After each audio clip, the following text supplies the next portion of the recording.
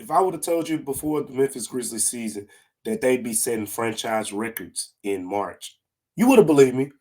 You probably would have thought it was a good thing. But boy, no one could have imagined these type of records being set after a 31-point loss to the Oklahoma City Thunder. We're going to talk about that, Gigi Jackson's career night, and more here on Locked On Grizzlies. You are Locked On Grizzlies, your daily Memphis Grizzlies podcast, part of the Locked On Podcast Network, your team every day.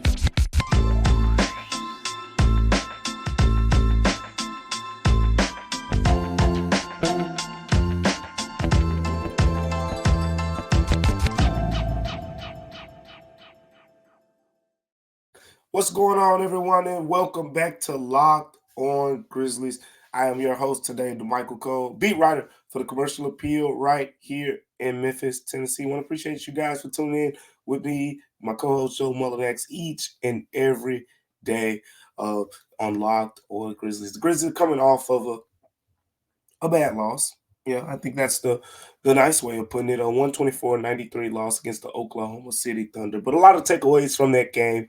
A lot of players played, which we'll talk about more in depth later on in the show. Gigi Jackson had a big night and much more. But speaking of today's show, in the first segment, we're going to talk about that game. We're going to recap the OKC Grizzlies game. And then in the second segment, we're going to talk about Gigi Jackson's night, what went right for him, finished the game with 30 points. Then we're going to talk about that franchise record that I mentioned earlier. The Grizzlies did tie a franchise record in this game, and I believe it's an NBA record as well, but we'll get more to that later on in the show. Today's episode is brought to you by Nissan. Are you the kind of driver that likes to push things a little further? You ever wonder what adventure you could be around the next corner? We'll take the Nissan Rogue, the Nissan Pathfinder, or the Nissan Armada and go find your next big adventure. Check them all out today at nissanusa.com. So as we mentioned earlier, the Grizzlies lost by 31 points in this game against the Oklahoma City Thunder. And quite frankly, I had a flashback while watching this game. And the flashback actually predates my time with covering the Memphis Grizzlies. So it's 2 years ago, a little more than 2 years ago, I would say. It's December 2021. A lot of you probably are catching on to where I'm going with this.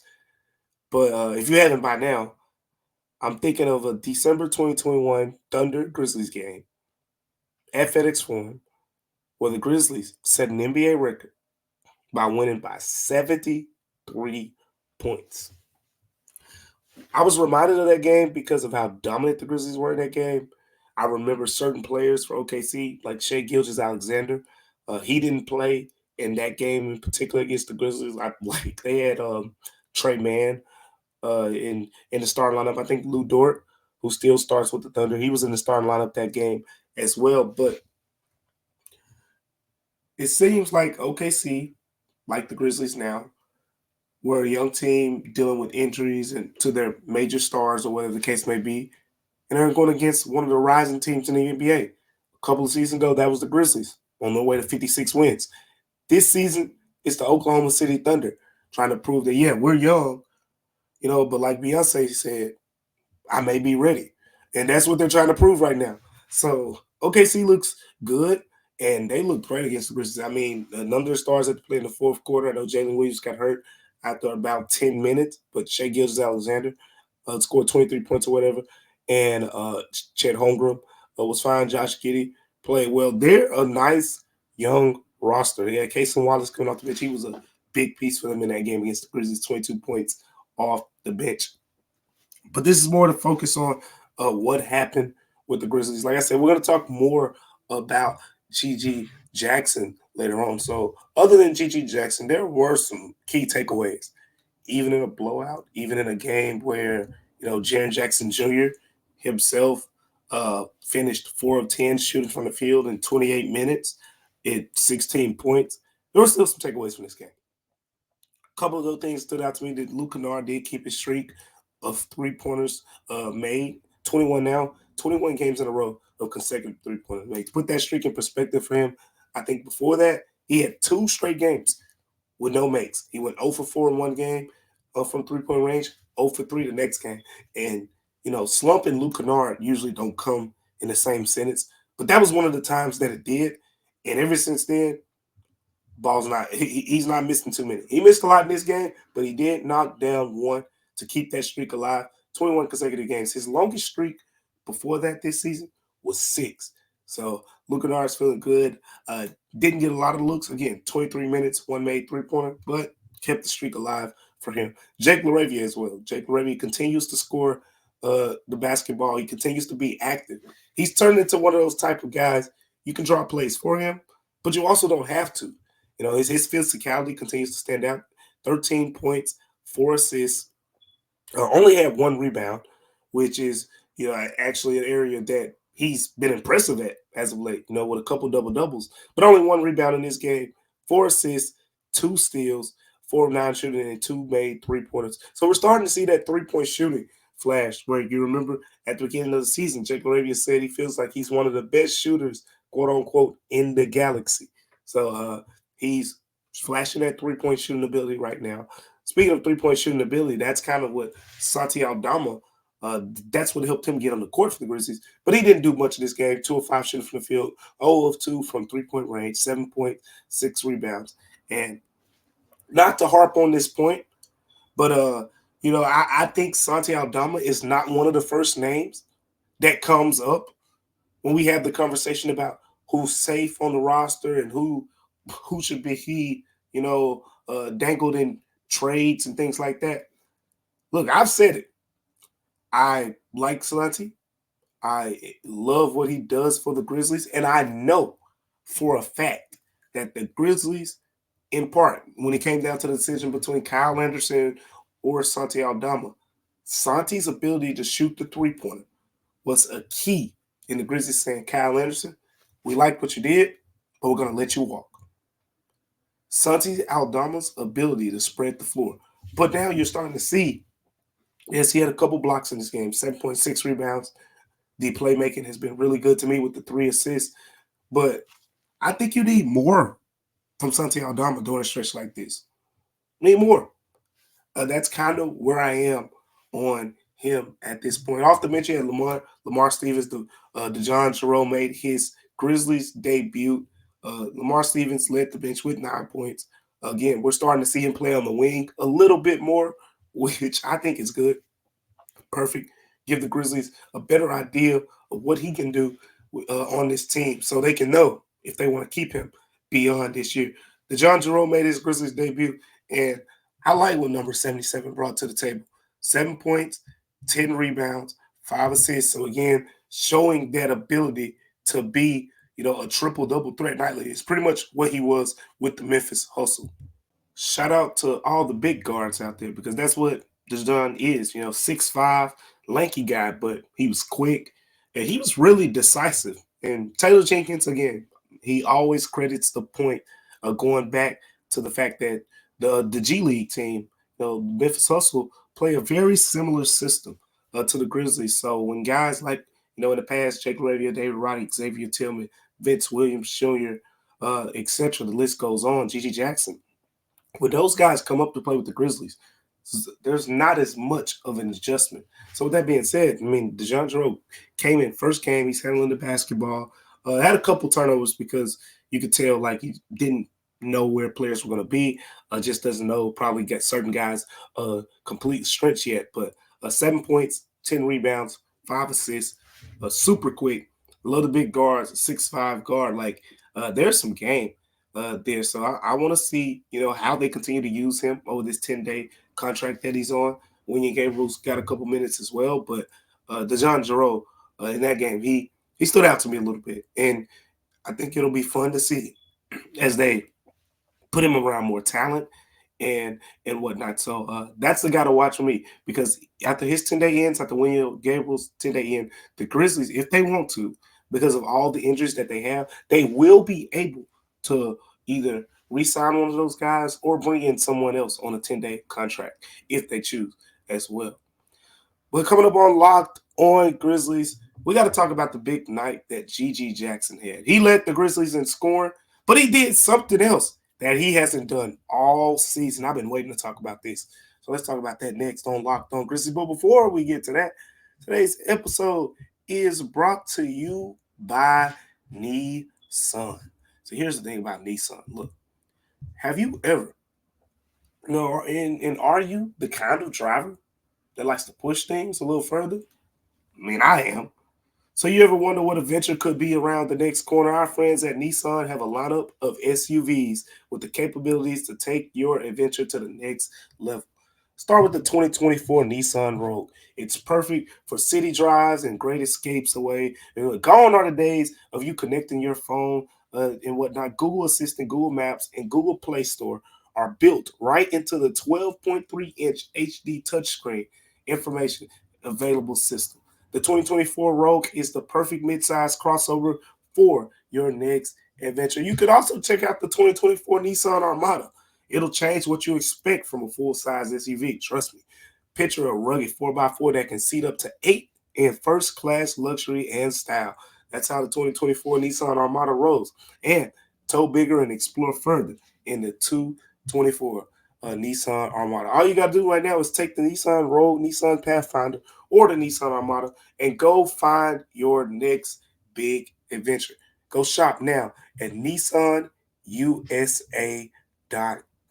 Again, that's nissanusa.com. Coming up next here on Locked On Grizzlies, we're going to talk about the night that G.G. Jackson had, a career night for the Grizzlies rookie. Stay tuned for that.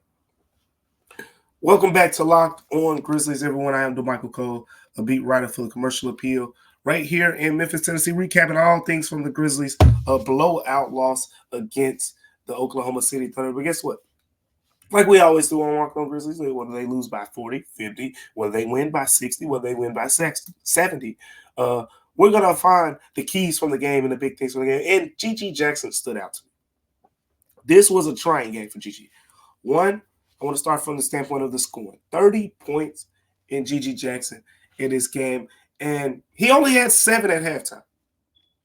G.G. Jackson had 7 points at halftime, so double-digit scoring quarters in both the third and fourth. I believe he had 11 in the third quarter, and then 12 more in the fourth quarter.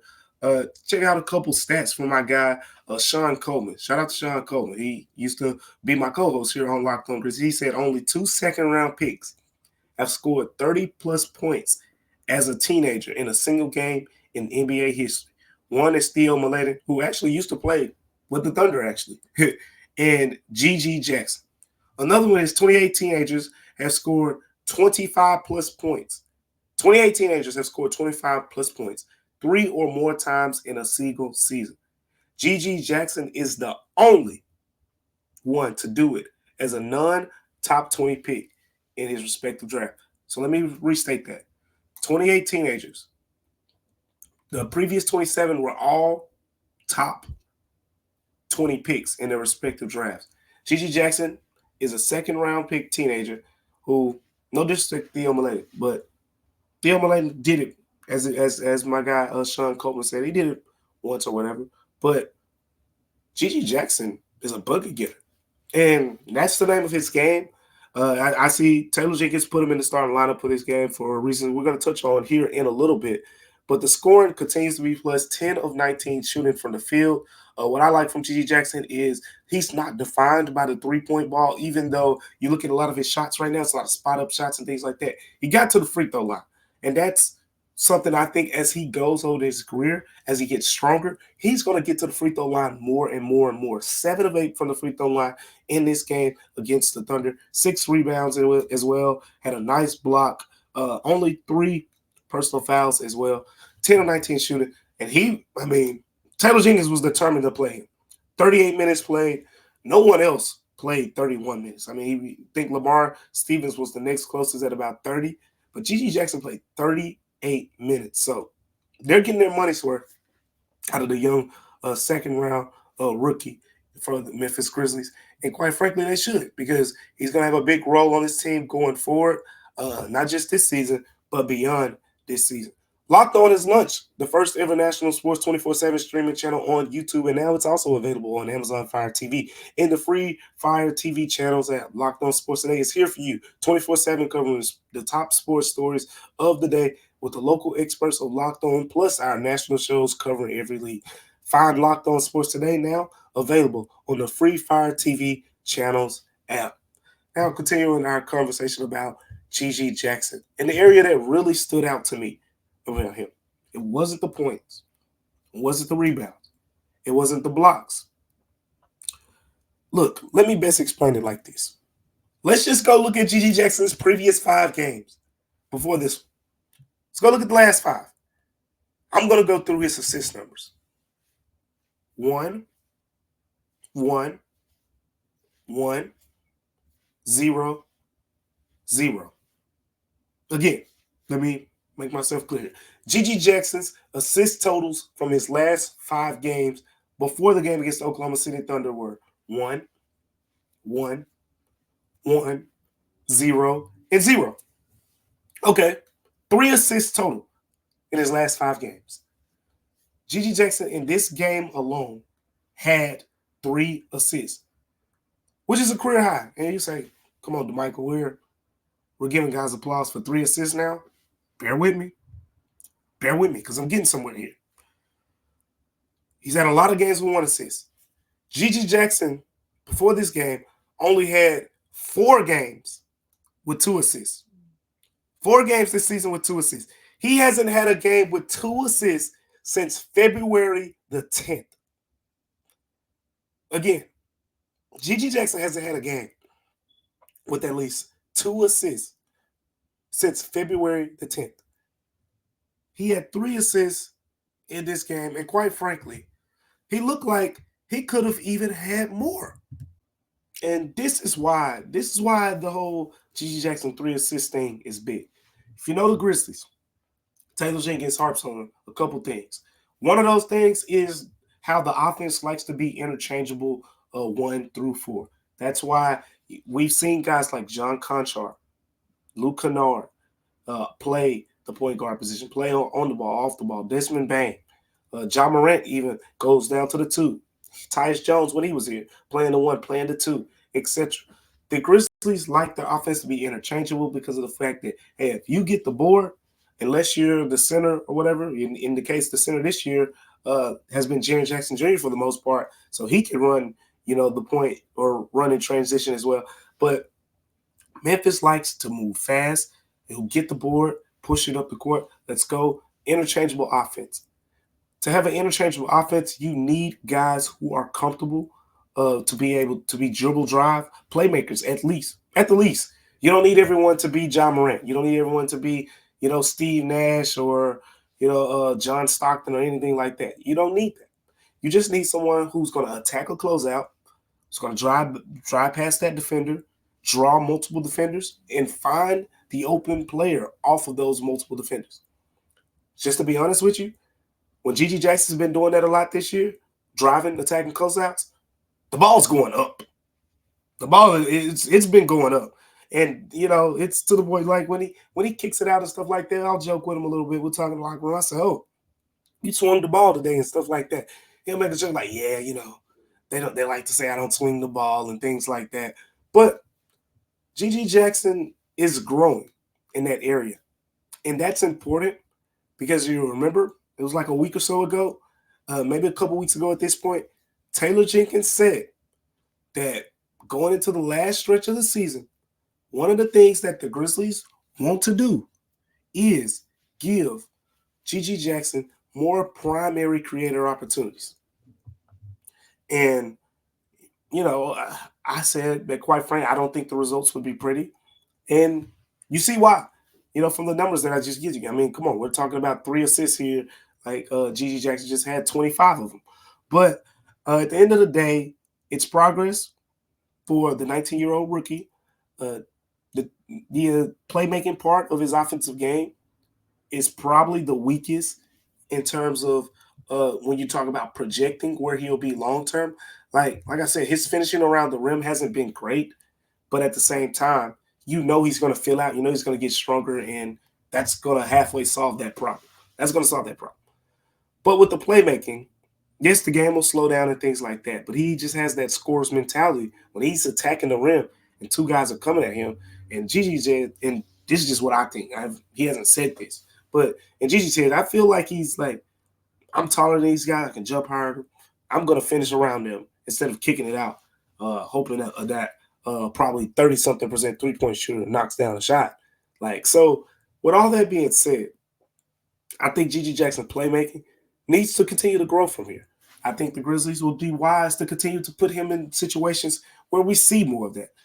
See a potential 5 assist game, let alone 3. Remember, there was a point early in the season where Vince Williams wasn't getting a lot of opportunity. That's why, even though you look at all his recent games, it's 5 assists, 6 assists, 7. Like he's getting over 5 assists pretty much every game now. Vince Williams, that is. But if you go back early in the season, he's only averaging over 3.5 assists per game this year because of a lot of games with 1 assist, 2 assists, and whatever. And that was mainly because of usage. That's because he was playing on the floor with Desmond Bane, Jaren Jackson Jr., a little bit with Marcus Smart, John Morant, and those guys. Now he's got the keys a little bit more. And I think that's what we need to see from Gigi Jackson as we get to this last stretch of the season. If he can show improvement as a playmaker, I mean, come on. He's averaging 0.7 assists right now. That's where Gigi Jackson is on the assist look. But if he can give you more from that perspective, from that standpoint, I think next season we're talking about a premier player off of the bench in just year 2. Coming up next here on Locked On Grizzlies, we're not going to talk about any premier players, any things like that. We're going to talk about the Grizzlies' time, a franchise record, one that you probably didn't expect to be approached coming into this season here on Locked On Grizzlies. We're going to get to that in a second. But before we get to that, we got to talk about our friends over at LinkedIn Jobs. When you're hiring for small business, you want to find quality professionals that are for the right role. That's why you have to check out LinkedIn Jobs. LinkedIn Jobs has the tools to help find the right professionals for your team. And guess what? LinkedIn Job isn't just another board. LinkedIn has a vast network of more than 1 billion professionals, which makes it the best place to hire. It gives you access to professionals you can't find anywhere else. LinkedIn does all that while making the process easy and intuitive. Hiring is easy when you have that many quality candidates. So easy, in fact, that 86% of small businesses get a qualified candidate within 24 hours. Post your job for free today at linkedin.com/lockedonnba. That's linkedin.com/lockedonnba, all caps, LOCKED on NBA, to post your job for free. Terms and conditions may apply. Coming up here on Locked On Grizzlies, we're going to talk about a recent franchise record that the Memphis Grizzlies tied. We got to talk about that, so stay tuned for that. Welcome back to Locked On Grizzlies, everyone. I'm Damichael Cole, beat writer here for the Commercial Appeal in Tennessee, recapping all things that we talked about up to this point. We talked about the Grizzlies losing 124-93 against Oklahoma City Thunder, 31-point loss, wire-to-wire loss. The Grizzlies' 6th wire-to-wire loss this season. We also talked about Gigi Jackson's career night. Not just the 30 points, which is a new career high for him, but even beyond that. The 3 assists, not a lot, but stood out in terms of that's the area that he has to continue to grow the most in on the offensive side of the ball. But growth is something we've seen some players, the Grizzlies, get the experience this year. Gigi Jackson, Vince Williams, Zaire Williams comes to mind before his recent injury. But we got to see a lot of those guys show growth. We haven't got to see several others do the same. Got Desmond Bane's, a little snippet, first 30 games or so of the season. We've seen Jaren Jackson Jr., but not Marcus Smart. We didn't get to see much John Morant. We didn't get to see much of a lot of guys. Kenny Lofton Jr. before he was waived.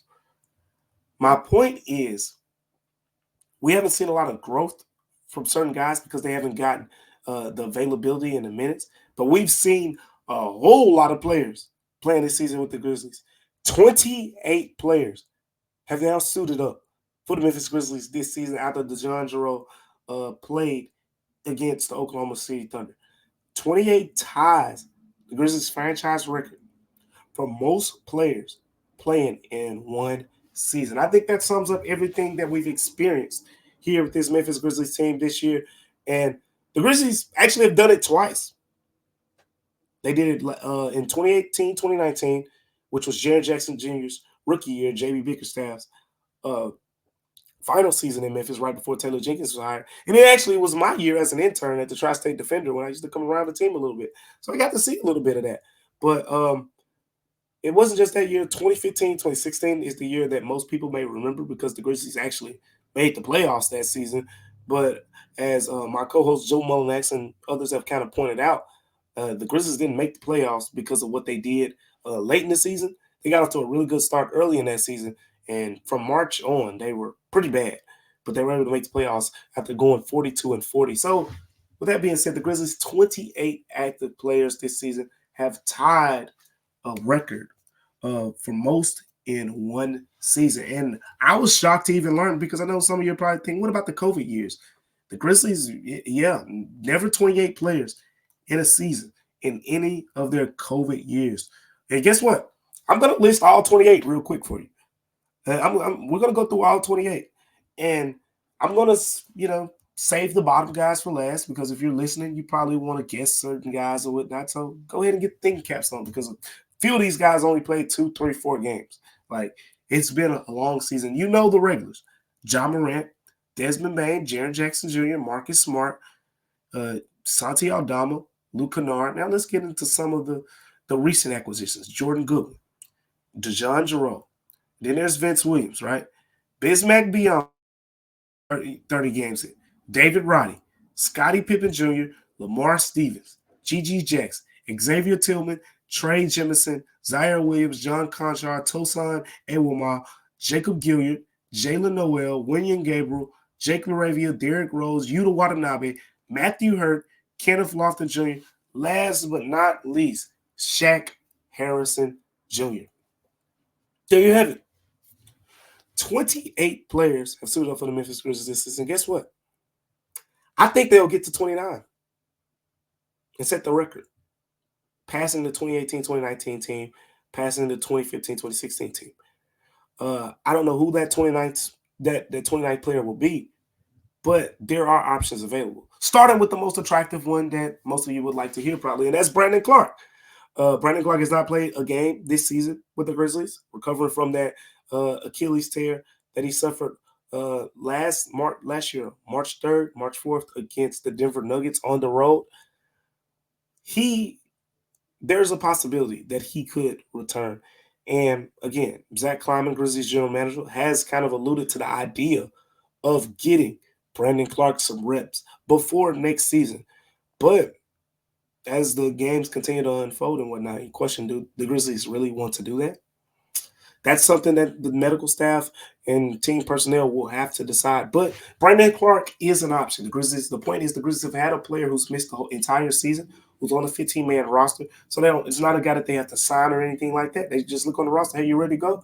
Boom, play. He plays. That's the 29th guy. Grizzlies set a new record. But there's also something that I alluded to earlier when I was talking about DeJon Jarreau and William Gabriel. They're both on 10-day injury hardship exceptions. With Derrick Rose, with Marcus Smart, Desmond Bane, with all these guys out more than multiple weeks, Zaire Williams, Ja Morant, the Grizzlies, after the 10-day contracts of Jarreau and William Gabriel, they'll likely be able to either re-sign one or potentially both. But one is what we're talking about here because we're talking about a new player. But they have the option. And if they don't want to re-sign those guys, they're probably going to be given another hardship exception from the NBA to go sign another player who can be on a 10-day contract as well, like we've seen, with Shaq Harrison. He was on a 10-day contract. Jalen Noel was on a 10-day contract. Remember Jordan Goodwin at one point, Trey Jemison. The 10-day contract for the hardship exceptions has been fruitful for the Memphis Grizzlies. So right now they've topped the 28-game franchise record. I think they'll break it. We got a little bit. We got about a little bit over a month left for the rest of this season. I think there's a decent chance that we're reflecting again on the Grizzlies breaking the franchise record for most players available in one season. Locked On has launched the first ever national sports 24/7 streaming channel on YouTube, and now it's available on Amazon Fire TV and the free Fire TV channels app. Locked On Sports Today is here for you 24/7, covering the top sports stories of the day with the local experts of Locked On. Plus, our national shows are covering every league. Find Locked On Sports Today now available on the free Fire TV channels app. Coming up here on Locked On Grizzlies on our next episode, me and Joe Mullinax will be back together breaking down each and everything Memphis Grizzlies as the Grizzlies go into a back-to-back. Memphis is on a back-to-back Tuesday, Wednesday, so we got a lot to talk about going into that. But today's episode, we pretty much touched on all the key things from the loss. Gigi Jackson's big night in Memphis tying the franchise record. That's probably going to get broken sometime here. So make sure you guys continue to tune in to Locked On Grizzlies. Remember, we are everywhere that you can get podcasts. Google Podcasts, Apple Podcasts, Spotify, Stitcher, wherever you listen. If you want to watch, we're also available in places like YouTube. Wherever you listen, wherever you watch, remember, Locked On Grizzlies is there. And once again, appreciate you guys for tuning in to Locked On Grizzlies. Remember, we're free and available everywhere you get your podcasts. I'm Damichael Cole. We'll see you next time on Locked On Grizzlies.